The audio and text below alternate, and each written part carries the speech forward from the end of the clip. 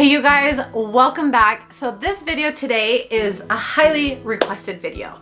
If you don't follow me already on my Instagram, @kamalani, I talked about it there just a little bit, but I had so many DMs of people asking me tips on breastfeeding, and honestly, I don't want to give too much out because I'm not a lactation specialist, but I have successfully, in my mind, breastfed my first baby Luna, and I am breastfeeding Brooks now, my second.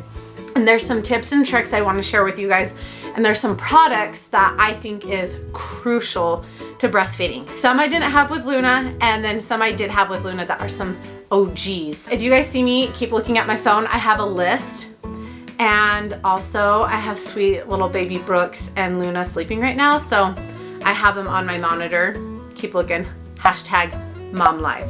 Let's jump into it. My first one, and a lot of my products are actually up in Brooks' room right now, so I didn't want to get them. So if I don't have them, I'll just insert a picture right here for you guys. And the first one I don't have, of course. But anyways, my first product I would suggest to you guys is heating/cooling pads. So I have the gel ones, and you can see right here that these you can either put in the freezer and put in the microwave, and this is crucial to have.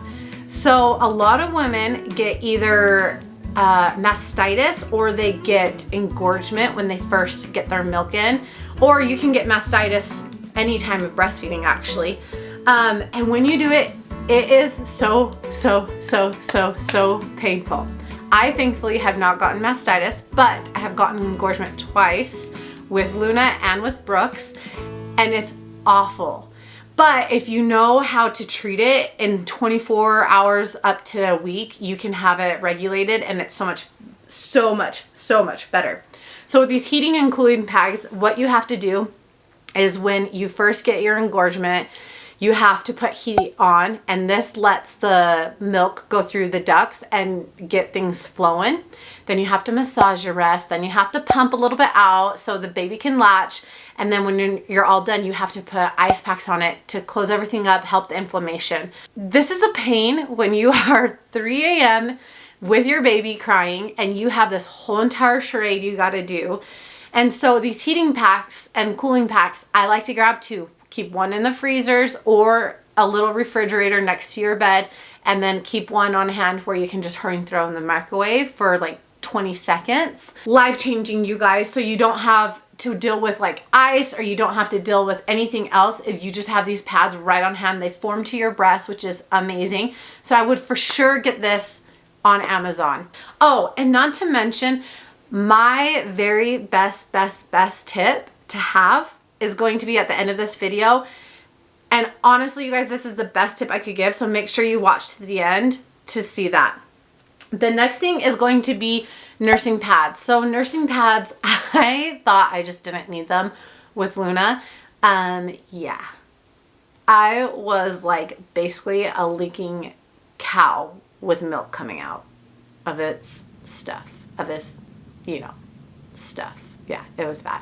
Anyways, nursing pads I like are right here, and it is crucial to get them, and especially for the very beginning when you're not regulated on your milk, because you don't want to be walking around with 2 milk stains coming all the way down. So make sure you pick yourself up some good nursing pads, and make sure they're good ones in the sense of that you can reuse them. I've tried reusable nursing pads and I really do like them, but the problem is you have to wash them a lot so that they're not getting any bacteria on you and you're not spreading that to your baby. Or you can get disposable ones, are really nice to throw in your bag, but pick yourself up some nursing pads. The next one is either a Boppy or Breast Friend. And let me tell you guys, this is life-changing, especially if you're new to the nursing game, because you don't want to be in the hospital, or you don't want to be home having like a million pillows everywhere and you're holding the baby weird and the baby's not comfortable, you're not comfortable. You want the baby to be in the best position possible to get the best latch, because nursing shouldn't hurt. And people always say nursing hurts at the beginning until you get calluses. No. When you get a proper latch, it does not hurt. It's a hard sucking motion, and that goes away once you start to get like calluses. but it does not hurt. So if it is hurting you, it's incorrect. And so that's where the breast friend or a boppy pillow helps you and the baby make sure that everyone's comfortable. And honestly, if I had my pick, I would do the breast friend over the boppy just because it's way more stable, but either one works just fine. The next one is Haakaa. And you guys, I want to thank Haakaa for sponsoring this portion of today's video. And you know, if you follow me on Instagram, I was raving about this. And honestly, this was not sponsored by them at the very beginning. And it's not until they just reached out to me a couple weeks ago and wanted to do sponsorship, I was like, yes, I want to. And it's so cool because they sent me one of their newer ones, which I love. I have one of their older version ones that don't have the lid on it or anything like this. Before they even reached out to me for sponsorship, I was talking about it with my pediatrician and she had no clue what I was talking about. And I said, Linda, listen, you need to start telling every mom that is choosing to breastfeed to get them one of this. The reason being is all you do is you take this little lid off, you squeeze it and push back the phalange, just like this. So then you put this onto your breast, nipple right in the middle, you put the phalange back where it's normal and let go. And it just sits right on your breast while the baby's feeding on the other side. And what it does is it pulls the gravity works with you and it pulls out the milk that would be leaking into your breast pad plus a little bit more. And you will have a full entire thing of milk in this that would have gone into your pad. I'm not kidding. You guys, here's a picture right here. This was before any of this, and I just had it with Brooks. This is before the sponsorship, anything. I was using it and I could not believe I was getting this much. You guys, I'm not kidding you, probably over like 30 to 40 bags of like 4 to 5 ounce milk that is just from this, just from the first 2 weeks of Brooks being alive. And I stopped. With Luna, I had her take a bottle at night and I would pump so I would keep up my milk supply. And it was awful. I hated it because you have to clean your pumps, you have to sterilize them, then you pump and then you have to take it off, put it in the refrigerator, you have to clean them again. It's just like a whole thing and I hate it. I literally hated every fiber of my being pumping. But I knew it was important for her to take a bottle at least once a day. So this is a huge game changer. So they have 2 different sizes, by the way. So this is their 5 ounce size and then they have one that's a little bit smaller. But I will link them right down below so you can click right on them. They're on Amazon, so it's shipped to your door super quick and fast. And then I would really suggest getting one that has the lid because I didn't have the one that had the lid. You know what I'm talking about. It is liquid gold. And so when you're done feeding and the baby is filled it all up or the breast has filled it all up, I was always feeding next to a window where our like couch is. And I would carefully set it down and make sure nobody hits it and then give it to Lonnie and he would put it in a bag for me. So the lid honestly is game changer. The next thing is I briefly talked about it in my postpartum video. And if you haven't watched that, I'll link it down below. Make sure you watch it. It's super beneficial and a lot of great tips for postpartum. But a mini refrigerator. What I talked about at the beginning of the heating pads, you have to store your breast milk either in a refrigerator, freezer, or you can do room temp at 6 hours. But when you're feeding in the middle of the night and you have to go through all of that because you have engorgement or mastitis and you need to make sure you're emptying everything out, refrigerator is life-changing to keep it so you don't have to go to the fridge in the middle of the night. And then afterwards you can use it for your peri bottle. You can turn it to heat, which is super convenient and it's so nice, especially if it's cold where you're at. And then after that, when you're all done with your postpartum, you can put your cosmetics in it and it makes your like moisturizer and eye cream and all of that jazz last way longer. The next one is a bottle. This is key and crucial. And let me tell you guys, the reason why I say make sure you get a bottle for breastfeeding, because I know that sounds like, why would you do a bottle if you're breastfeeding?